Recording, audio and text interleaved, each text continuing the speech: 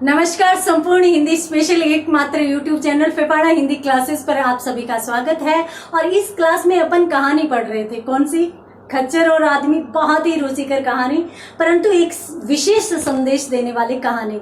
किसके द्वारा रचित है? यशपाल द्वारा रचित कहानी का अध्ययन अपन इस क्लास में कर रहे थे। तो यशपाल जी की कहानी खच्चर और आदमी। कहानी किसको लेकर शुरू होती है? कहानी लेकर शुरू होती है दो मित्रों की। ये एक कहानी है कि आपसी वार्तालाप के माध्यम से चल रही है। यानी दो मित्र हैं जिनका नाम क्या है? पूरण और भार्गव। ये दोनों आपस में बात कर रहे हैं, बस ये ही इसे कहानियां सुना रहे हैं और उन्हीं कहानियों का वर्णन किया जा रहा है। अब प्रत्यक्षतः भार्गव उन परिस्थितियों में नहीं है जिनके बारे में वो बता रहे हैं। वैसे तो कहानियां इस प्रकार से होती हैं कि हम वहां जा रहे थे, ऐसे कर रहे थे, ऐसे होता है, परंतु यहाँ पर ये कहानी सुना रहा है। पूर्ण एक ऐसा व्यक्ति है जिसने जीवन के 23 साल दिल्ली के आसपास के इलाकों में गुजारे थे। और वहां पर तो गर्मी पड़ती है, गर्मी रहती है। तो यहाँ पर गर्मी थी और इसको ज्यादा सर्दी का अभ्यास नहीं था। तो पूर्ण कभी पहाड़ पर भी नहीं चढ़ा था।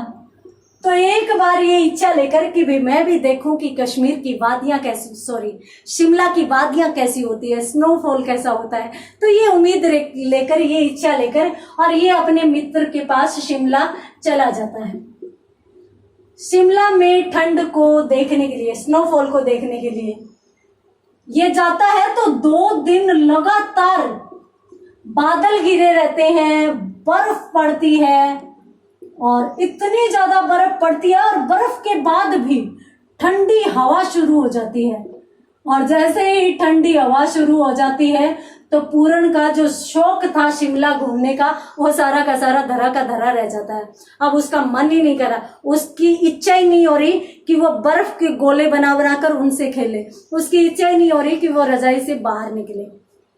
वह पूर्ण के पास बैठा है। पूर्ण जो है, मैं बता चुकी हूं कि एक अनुसंधान दल में है, तो इसलिए उसे अनेक ऊंचाइयों पर जा जाकर, अनेक जगहों पर जा जाकर उसे खोज करना पड़ता है।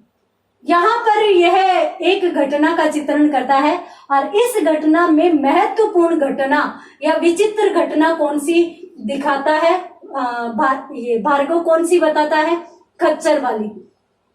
और खच्चर की भी कौन सी? खच्चर मांसाहारी बन जाता है। ये विचित्र घटना यहाँ पर भार्गव बताता है। यहाँ पर पूर्ण भी विश्वास नहीं कर पाता, भाई खच्चर और घोड़े तो कभी मांसाहारी हो ही नहीं सकते, ये तो घास खाते हैं। परंतु परिस्थितियों के अनुसार इसने है वो अन्य खच्चरों को खा लिया था। एक खच्चर जो मांसाहारी बना, और मांसाहारी बना तभी बच गया, बाकी सबके सब मर गए। लगभग 8वें दिन भूख से और ठंड से लगभग सभी खच्चर है वो गिरने लग गए थे और धीरे धीरे सब गिरते गए। उनको बचाना संभव नहीं था। तो भार्गव यूं कहता है कि हमने भी इस खच्चर को खाने दिया कि भाई ये अपनी जान बचा रहा है, इनको खाकर तो बचाने दिया जाए। वैसे भी हमें ये जो खच्चर गिर रहे हैं भूख से और ठंड के मारे, तो इनको तो अपन बचा नहीं सकते। तो ये धीरे धीरे सबको खत्म कर देता है। उसके बाद लगभग 16वां दिन आ जाता है और 16वें दिन है वो ये लोग यूं सोचते हैं कि अब और कुछ नहीं हो सकता। सारी उम्मीदें, सारी जो सहायता की उम्मीदें थी वो खत्म हो जाती है। तो फिर ये निश्चित करते हैं कि इन्होंने जो पैराफिन बचाया था उसके माध्यम से ये जो मांसाहारी बना खच्चर था उसके मांस को पकाया जाए, उसको मारा जाए। और फिर अपन क्या करते हैं कि इससे एनर्जी लेकर और अपन उतरने का प्रयास करते हैं, धार से उतरने का प्रयास करते हैं। शायद अपन सफल हो जाएं। सफल हुए तो अच्छी बात है, नहीं तो यहाँ पर भूखे मरने से तो अच्छा ही होगा। क्योंकि यहाँ पर भार्गव ये भी कहता है कि भाई भूखे मरने से अच्छा होता है कि मुक्ति हेतु प्रयास किया जाए। तो इसलिए ये है वो प्रयास करते हैं। और यहाँ पर जो भार्गव है वो कहता है कि 16वें दिन फिर ये निश्चित करके, और फिर हमारा जो ग्रुप का लीडर था, ग्रुप लीडर, वो तंबू में बंदूक लेने जाता है। किस लिए? कि दिन रहते इसको उधेड़ लिया जाए, नहीं और इसको पका लिया जाए। तो इसके लिए वो बंदूक लेने जाता है और जैसे ही बंदूक लेकर बाहर निकलता है उसी समय उसे दो सामने से शेरेपां दिखाई देते हैं। सामने से दो शेरेपां, शेरेपां का मतलब है कि शेरेपां की दो आदमी दिखाई देते हैं। वहां पर ये निश्चित हो जाते हैं, क्यों? क्योंकि इनके लिए सहायता आ चुकी थी। धीरे धीरे मैंने आपको बताया था कि बर्फ भी कम हो गई थी। हालांकि जब बर्फ धूप निकलती है ना तो बर्फ ज्यादा खतरनाक होती है। क्यों? क्योंकि धूप नहीं होती तब तो जो बर्फ होती है वो कठोर शिला के रूप में होती है, कठोर शिला के रूप में होती है। परंतु जैसे ही धूप निकलती है तो वो धूप के बर्फ के अंदर से पानी पिघल पिघल कर निकलता रहता है, तो वो धूप कच्ची हो जाती। अपन बात कर रहे हैं बर्फ की, अब समझ में आएगा आपको, ठीक है। धूप नहीं निकलती तब तक बर्फ पक्की रहती है शिला के रूप में। जब धूप निकल जाती है तो बर्फ के बीच बीच नीचे नीचे का जो पानी है वो पिघल कर बहने लगता है, और जैसे ही पानी पिघलता है तो बर्फ कच्ची हो जाती है। बर्फ कच्ची हो जाती है। आप है ना ऐसे करना, फ्रिज में जो बर्फ है, जो छोटी छोटी प्लेट में होती है ना, इतनी इतनी टुकड़ियों में, उनको थोड़ी देर बाहर रखना। जैसे जैसे वो पिघलेगी ना वैसे वैसे वो कच्ची होती जाएगी, और जब वो जमी हुई होती है तब वो बहुत ज्यादा कठोर होती है। तो धूप निकल रही थी, बर्फ कच्ची होगी, तब और अधिक खतरा बन गया था। परंतु लगातार धूप होने के कारण और धार में थोड़ा रास्ता निकल आया था, और जिस वजह से शेरेपां ऊपर आ गए थे। और शेरेपां जब मदद लेकर आ गए थे तब जल्दी से ग्रुप लीडर उनकी तरफ देखते हुए कहता है कि खच्चर बच गया। और खच्चर बच गया मतलब अब खच्चर को मारने की आवश्यकता नहीं पड़ेगी, क्योंकि हमारे लिए सहायता आ चुकी है, खाना पानी आ चुका है। अभी जाएंगे तो अच्छी बातें हैं, नहीं बाद में भी जाएंगे तो भी हमें किसी और को खाने की जरूरत नहीं है। यहां पर इस घटना का चित्रण भार्गव यहीं तक करता है। मदद आ जाती है तो जाहिर सी बात है समस्या का समाधान हो गया। जैसे ही भार्गव यहां पर घटना को विराम देता है, वैसे ही पूर्ण कहता है कि भाई खच्चर वाली जो घटना थी ना, खच्चर वाली ये जो बात थी, खच्चर मांसाहारी बन गया, ये तो बहुत ही विचित्र है। खच्चर कैसे मांसाहारी बन गया? खच्चर और घोड़े तो शाकाहारी होते हैं, उसने ऐसा किया कैसे? मुझे विश्वास नहीं हो रहा। तो भार्गव उसे समझाता है कि भाई परिस्थितियों के अनुसार, बाकी इसके बारे में मैंने कल बता दिया था आपको कि परिस्थितियों के अनुसार इंसान को बदल जाना चाहिए, और जो बदल जाता है, जो स्थितियों को संभालने में सक्षम रहता है, वही बचता है। ये यूं भी कहता है कि जिन लोगों ने परिस्थितियों से समझौता नहीं किया,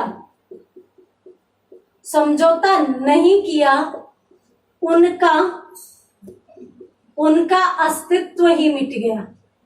उनका अस्तित्व ही मिट गया। कैसे? अन्य खच्चर थे, उन्होंने परिस्थितियों से समझौता करने के लिए मांस नहीं खाया, वो शाकाहारी थे, तो उनका अस्तित्व मिट गया, वो मर गए। और भार्गव ये भी कहता है कि जिसका अस्तित्व मिट जाता है फिर संग्रहालय में उनकी हड्डियां मात्र जाती हैं, बाकी कुछ भी नहीं होता। और जो परिस्थितियों से समझौता कर लेता है वो अपने जीवन को जीता है।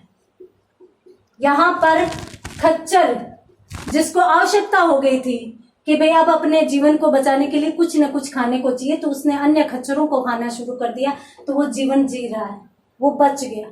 और बाद में घास भी निकल आई थी, तो वो पौष्टिक घास भी लपक लपक कर खा रहा था। तो इस प्रकार से यहाँ पर भार्गव यूं कहता है कि भी इंसान को परिस्थितियों के साथ समझौता कर लेना चाहिए, और इतना कठोर सिद्धांतवादी नहीं बनना चाहिए कि वह अपने सिद्धांत को कभी तोड़े नहीं, कभी सिद्धांत को भुलाए नहीं, जिससे उसे बहुत बड़ी हानि झेलनी पड़े। ये भार्गव कहता है। और फिर यूं कहता है कि तुम इस विचित्र घटना को मानते हो तो तुम्हें मैं एक और घटना बताता हूं। एक और घटना बताता है कि उस समय मैं ट्रेनिंग में था। मैं ट्रेनिंग में था, यानी भार्गव इस दल में शामिल होने जा रहा था, इसकी ट्रेनिंग थी। तो कि मैं ट्रेनिंग में था और हमारी ट्रेनिंग जो करवा रहे थे वो एक जर्मन थे, एक जर्मन व्यक्ति थे जो हमें ट्रेनिंग दे रहे थे। हमें 10,000 फीट की ऊंचाई पर जाना था, 10,000 फीट की ऊंचाई पर जाना था। हम लोग वहां पर चले गए थे और वहां पर जाकर हमने तंबू गाड़ लिए थे, तंबू गाड़ लिए। उसके बाद हमें ट्रेनर है वो ट्रेनिंग दे रहा था। ट्रेनिंग देने के लिए वह माउंटेन पर, यानी माउंटेन पर या फिर पर्वत पर, पर्वत या पहाड़ पर वह हमें 3,500 फीट और ऊंचाई पर ले गया, या उसने हमें आदेश किया कि तुम लोग 3.5 फीट की ऊंचाई पर जाकर आओ।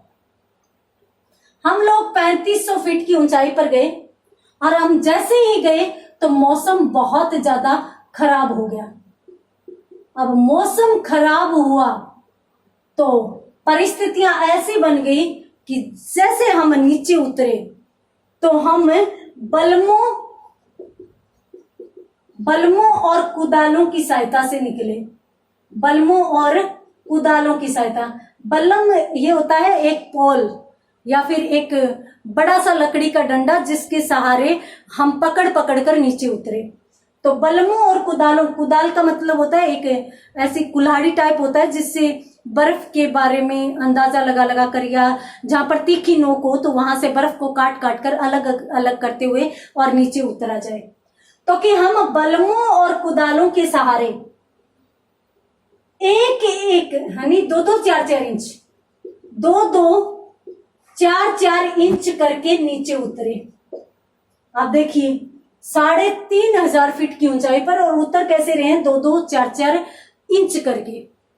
तो हम जैसे उतरे, हम तंबू में पहुंचे तो सूर्यास्त हो चुका था। हालांकि इनका नियम ये रहता है कि जब भी ये ऊंची चोटी पर जाते हैं तो सूर्यास्त से पहले तंबू डाल लिए जाएं, क्योंकि सूर्यास्त के बाद फिर कुछ दिखाई नहीं देता और फिर कोई अंदाजा भी नहीं रहता कि भी मौसम किस समय बिगड़ सकता है, मौसम खराब हो सकता है, मौसम की जानकारी नहीं रहती।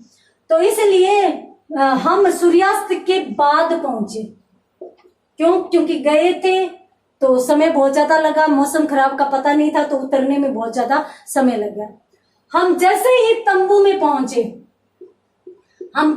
पहुंचे तो हमारा जो ट्रेनर था, जर्मन ट्रेनर था, उसने हम सब से यूं कहा कि भाई, और कहते हैं कि पानी इतना ज्यादा हमारे अंदर भर गया था। अब देखिए एक तो बर्फ पड़ रही है, आप मान लीजिए कि पौष का महीना है और उस समय आप गीले ठंडे कपड़ों में हो, सोचकर ही डर सा लग रहा है। तो इतनी भयंकर ठंड, और उस भयंकर ठंडी में इनके इतने गीले कपड़े कि जैसे मतलब कुर्ता हटाएं तो कुर्ते में से ऐसे जैसे पानी गिरे, और जैसे जैसे हम चल रहे थे पानी ऐसे जैसे बरसात हो रही है ऐसे कपड़ों से निकलता जा रहा था।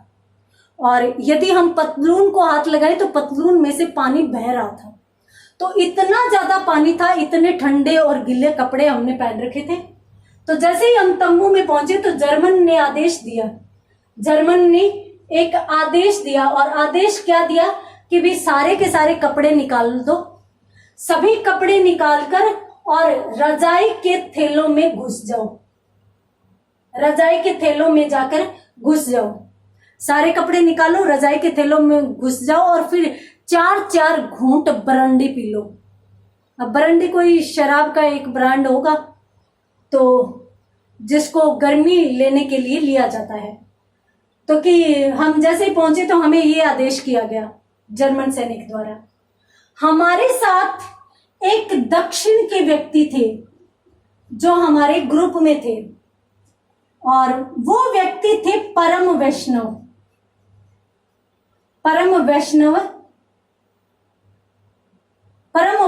व्यक्ति थे।